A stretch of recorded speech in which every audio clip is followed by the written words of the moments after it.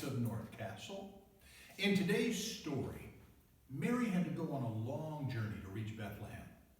Well, we're going to do 2 experiments today that help us illustrate things about Mary's journey.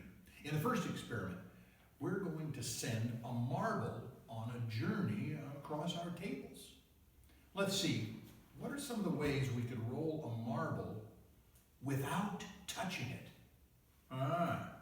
Some of you may have the same idea I do.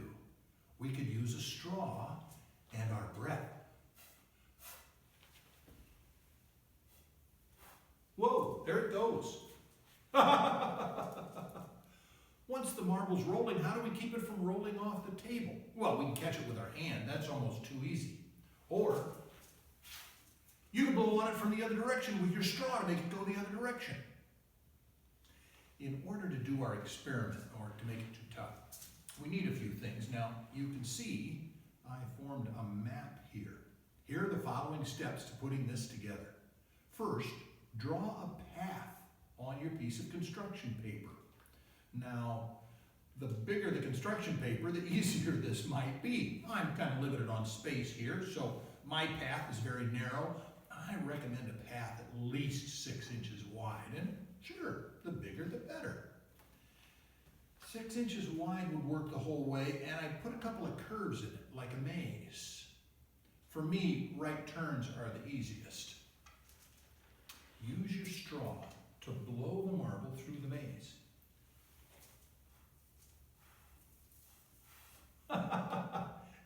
If the marble escapes the path, well, just start over, like any good game. If you have a bigger marble at home, try using that one as well. How is it different to use a bigger, heavier marble? It's fun to experiment with. And if you're having trouble maybe with the levelness of your table or keeping it in the path, you can also use borders around the edge. I can put a pipe cleaner to help keep the marble in place, or the sticks from your catapult, or even one of your straws. All kinds of options are available. You probably noticed that objects that are sitting still don't start moving without something pushing them. For instance, if they're on an uneven surface, gravity pushes them.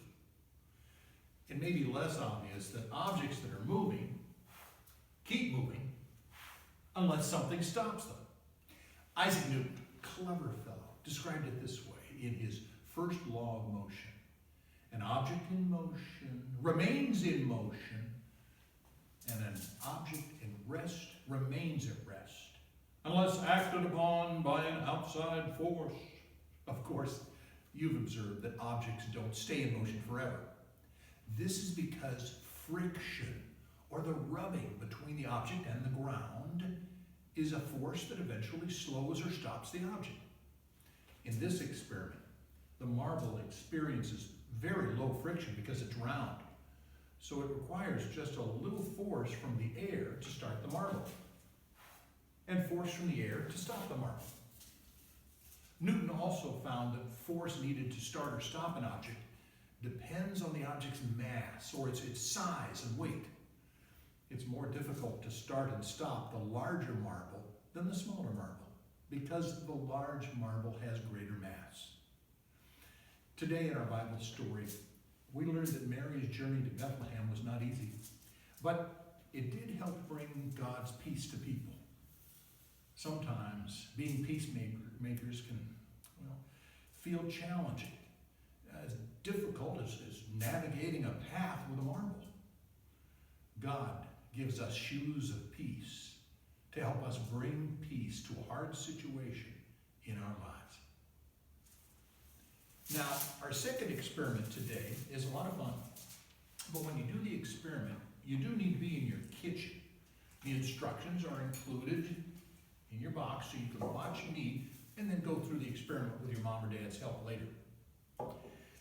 We need this little baggie of white stuff and 2 ounces or a quarter cup of room temperature water. I wonder what will happen when we mix these together. To find out, we need to do the following steps. Pour out the white stuff in a clear cup. Add a quarter cup or 2 ounces of room temperature water. Now, let's see what happens.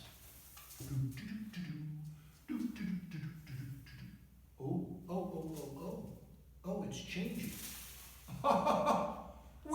We made snow. How does this work? Well, the white powder we use to make the snow is a polymer. Now, polymers are often used to make plastics or resins. This one is derived from one like the polymers used in baby diapers to absorb moisture. What makes it different is that this polymer absorbs the water and the molecules expand. It's an experiment in physical change rather than chemical change. Instead of a new substance being formed, the instant snow absorbs the water similar to a sponge. The water evaporates, and the instant snow will go back to its original size and powder-like substance. In the story of Jesus' birth, the Christmas story, we're reminded how God loves us so much that God sent Jesus into our world to show us the path and spread the good news of God's peace. So, when we see snow or anything that reminds us of Christmas, we can be reminded of how God sent Jesus and that we're invited to share the good news of God's peace with everyone and pass on the message that was shared with the shepherds in today's story. We'll see you tomorrow.